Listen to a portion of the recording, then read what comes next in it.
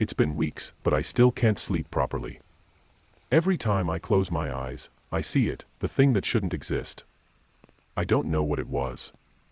I've told myself that over and over. But there's no getting around it. Whatever it was, whatever we saw, it's been etched into my mind forever. I should have known better. You'd think that after years of hunting in the woods, you'd become immune to the dangers lurking out there, but this thing was something different. It wasn't a bear or a mountain lion or anything I could rationalize. It wasn't an animal at all. It was something that shouldn't exist. And it found us. We'd been in the woods for days, the three of us, me, Greg, and Jack. All experienced hunters. All with our own reasons for wanting to get out there, far away from the noise of the world. The kind of trip that was supposed to be about solitude, maybe a little reflection. But none of us were prepared for what we were going to find. We'd been tracking game in a remote part of the forest, the kind of place where people rarely venture. It was easy to get lost here, and the land was wild, untouched for the most part. The terrain was rough, even by the standards of seasoned hunters. But it was a challenge we all relished. That day started off like any other. We woke up early, as always, with the mist still thick in the air. The sky hadn't yet lightened, but we could already hear the sounds of the forest waking up, birds chirping, squirrels scampering, leaves rustling as the wind began to stir. We packed our gear in silence, our breath visible in the cold morning air, the weight of the day's hunt already hanging heavy in the pit of my stomach. We moved cautiously, as we always did, keeping an eye on our surroundings, but something felt off that day. We'd been tracking a deer for hours. The trail was fresh, its scent still strong, but there was an unsettling stillness to the woods. The birds weren't singing like they usually did. The rustle of the trees was more erratic, as if something was moving through them, something that didn't belong. Greg was the first to notice it. He stopped dead in his tracks, his brow furrowed. "Did you hear that?" We all went still. Silence. Jack shook his head. "What?" "I didn't hear anything." "No." "Listen," Greg insisted, his voice low, and then I heard it. A strange, guttural growl that didn't belong to any animal I knew. It wasn't a bear or a wolf or even a cougar. It was something lower, something deeper. "Let's keep moving," Jack said, clearly trying to brush it off. "Maybe it's just a bear." But I could tell by the look on Greg's face that he wasn't convinced. He motioned for us to follow him, and we did, cautiously, as he moved off the path and into the thicker part of the woods. The further we went, the weirder it got. I noticed tracks on the ground, strange tracks. They were bigger than anything I'd ever seen. They were like huge, misshapen human prints, but with claws. And they seemed to end abruptly in places, like whatever had made them had vanished without a trace. I started feeling uneasy, my fingers itching for the rifle slung over my shoulder, but I didn't want to show fear in front of the others. The smell came next. It was sharp, rancid, like something had died nearby and was left to rot in the sun for days. It filled my nostrils, making my stomach turn. Greg had the same look on his face now, one of unease. Jack was still pushing forward, determined to find something to shoot, but we didn't find anything. Not at first. Instead, we found something that made the hairs on the back of my neck stand up. We stumbled upon a clearing, something that didn't seem natural. It was a wide, circular patch of ground, bare of trees or brush, with nothing but disturbed earth in the center. The ground was torn up as if something large had been there, and there were deep gouges in the dirt. Something heavy had moved through here, recently. And whatever it was, it wasn't trying to hide. I didn't even realize it at first, but there was something else in the air. A strange, almost electric feeling, like static, and it made my skin prickle. My breath quickened as I scanned the trees around us. "Let's turn back," I said, suddenly feeling the weight of the air, as if it were closing in on us. Greg didn't reply. He was crouched down, examining something on the ground. I went over to see, and that's when I saw it. Half buried in the dirt were several chunks of flesh. They were raw, jagged pieces of something, covered in blackened blood. It didn't look like any animal meat I'd ever seen. I felt my stomach churn and stepped back, nausea rising in my throat. "What the hell is that?" Jack asked, now standing next to us. His eyes were wide, his voice tense. I swallowed, my mind racing. "I don't know." It was then that the ground beneath our feet rumbled. We all froze. For a moment, nothing happened.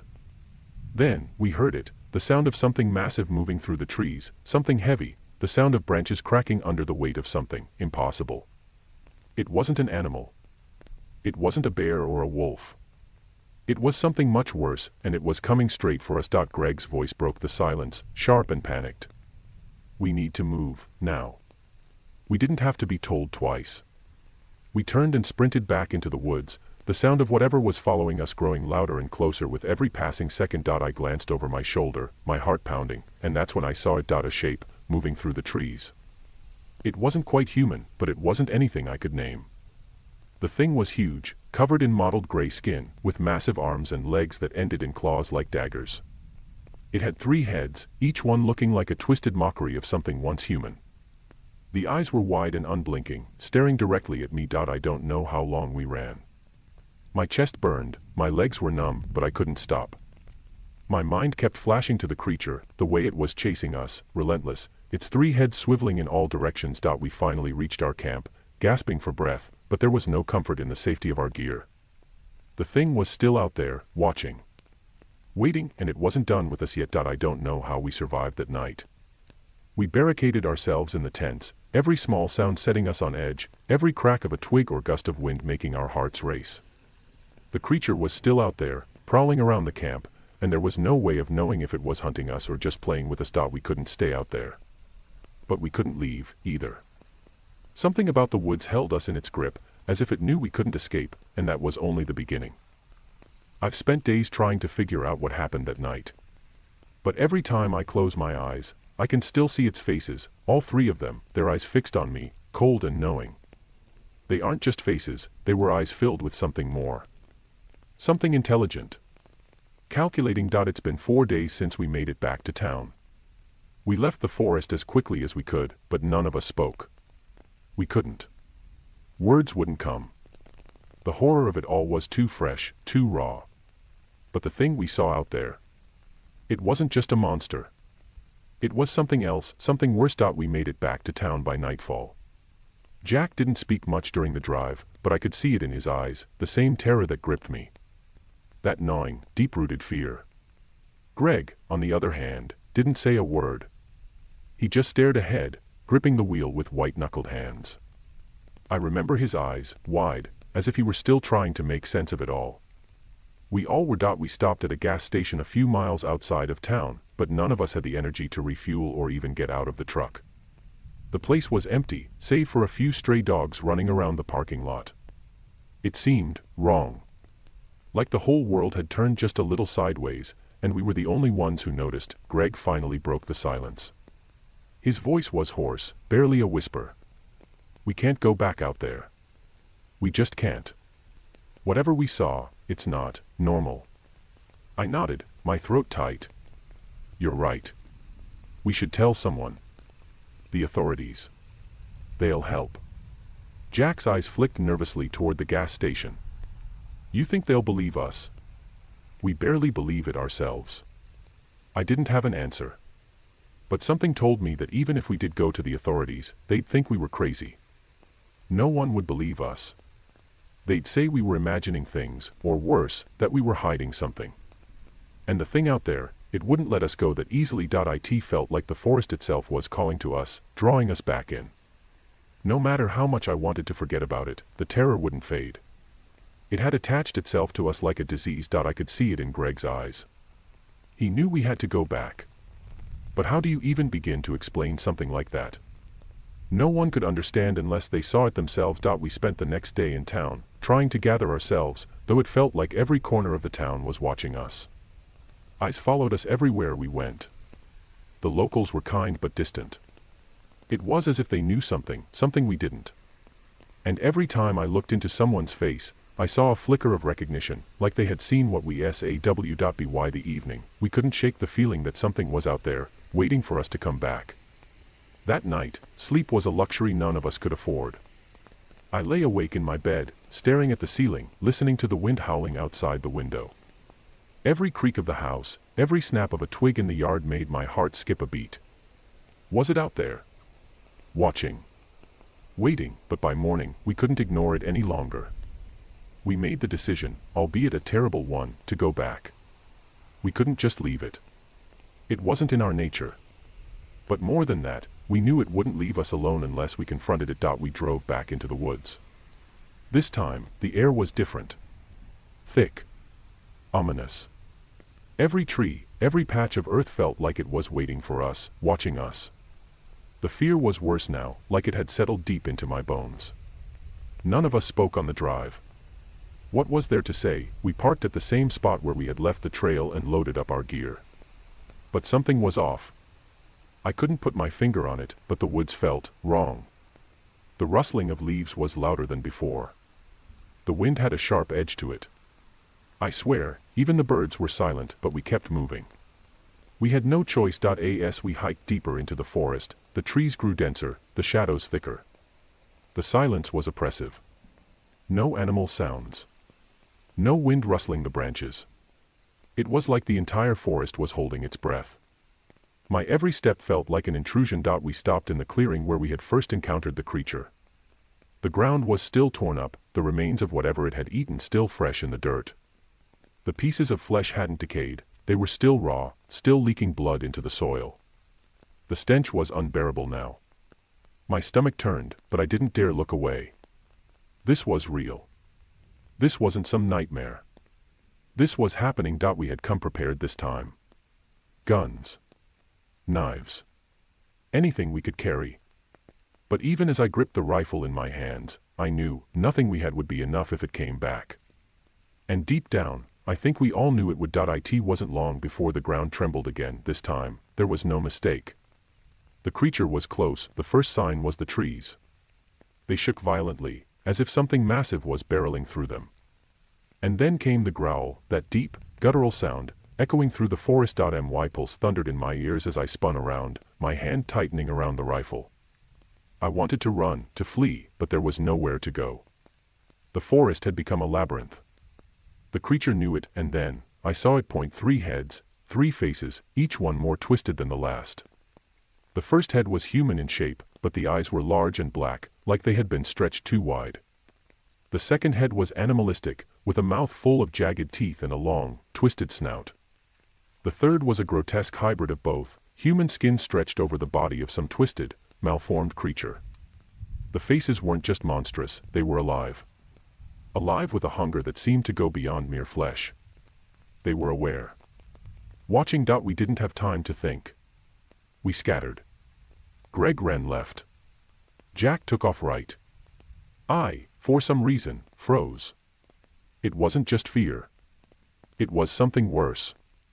Something deep inside my chest, telling me to stay still, to not make a sound, but the creature wasn't fooled. It turned, its 3 heads swiveling in unison, and locked onto me, and then it charged. We didn't get far. Greg's scream echoed through the trees. Jack was ahead of me, but I could hear him too. The sound of someone running for their life, desperate and frantic. I don't know how I managed to move. My legs felt like stone, but I ran like I'd never run before, but the creature was fast. Too fast. The last thing I saw before everything went dark was that monstrous thing's 3 heads coming toward me, each one snapping and snarling. It wasn't the end, though. It wouldn't let us go that easily. It's been 4 days since we made it back to town, but I haven't been able to shake the feeling that the thing we saw in those woods is still following us. Every night, I wake up, drenched in sweat, heart pounding, as if I've just come face to face with it again. But when I open my eyes, it's gone, and all that remains is the darkness and the chill in the air. I can't explain it, but every minute that passes, I feel it, its presence, lurking just outside the edge of my vision. And it's waiting. Greg hasn't left his house since we returned. He's barely even talked to me or Jack. His wife, Sarah, says he's not sleeping. He's not eating. I don't think any of us have slept properly since we saw it. But Greg's been hit hardest.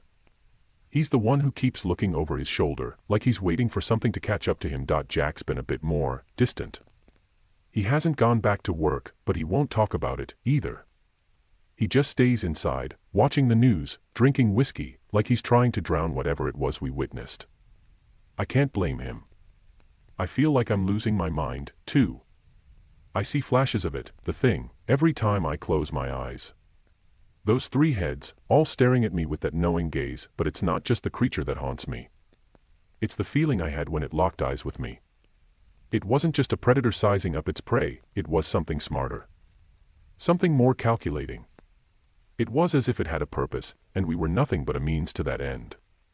I keep telling myself it was just some twisted animal, some mutation of nature, but deep down, I know that's not true. I've hunted my whole life, and I've never seen anything like that. Nothing in the wild behaves that way. I tried to meet up with Jack yesterday, thinking maybe we could talk about it. Maybe I could get him to open up. But when I knocked on his door, Sarah answered. She looked different. Her eyes were hollow, her hair unkempt, as though she hadn't slept in days. And when she spoke, it was in a voice I barely recognized. "He's not here," she said, her voice shaking. "He went out. He's been going out every night since you came back. Says he's looking for something." That hit me like a punch to the gut. I knew Jack wasn't the type to just disappear. And the idea that he'd been going out at night, alone, that wasn't like him. He wasn't a fool. I tried calling him, but no answer. Panic clawed at my chest as I thought about what could be out there, waiting for him. I didn't waste any more time. I grabbed my rifle and headed out to the woods, my mind racing, my steps quickening with every thought of Jack alone in the dark.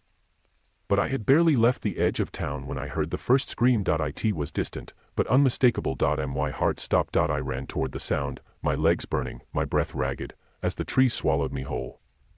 The woods had never felt this hostile. The wind was still now, and the air was thick with an unnatural heaviness. I stumbled, the branches clawing at my arms, but I didn't care. I had to reach Jack. The scream came again, louder this time. It was jagged and broken, like something was in pain, or maybe it was the creature. I didn't know. I found him near the clearing. Jack was there, standing in the middle of the same place where we'd encountered the monster. His face was pale, his eyes wide with terror, his body shaking. I called out to him, my voice cutting through the silence. "Jack! What the hell are you doing out here?" He turned slowly, his body stiff. His eyes, those eyes, were wide with fear. But there was something else there too. Something strange. Like he was seeing something I couldn't. "I saw it," Jack whispered, his voice cracking. "I saw it again. It was calling me." I stepped closer, the hairs on the back of my neck standing up. "So what?" "Jack, you need to come with me. Now." But he didn't move. His gaze flicked over my shoulder, his breath coming in shallow gasps. "It's not just out there. It's in here, too. It's in all of us. It knows we're here." I looked over my shoulder, heart thundering in my chest. There was nothing there, at least, not at first. But then the wind picked up. The trees began to groan, bending under an unseen pressure. The ground shifted beneath my feet.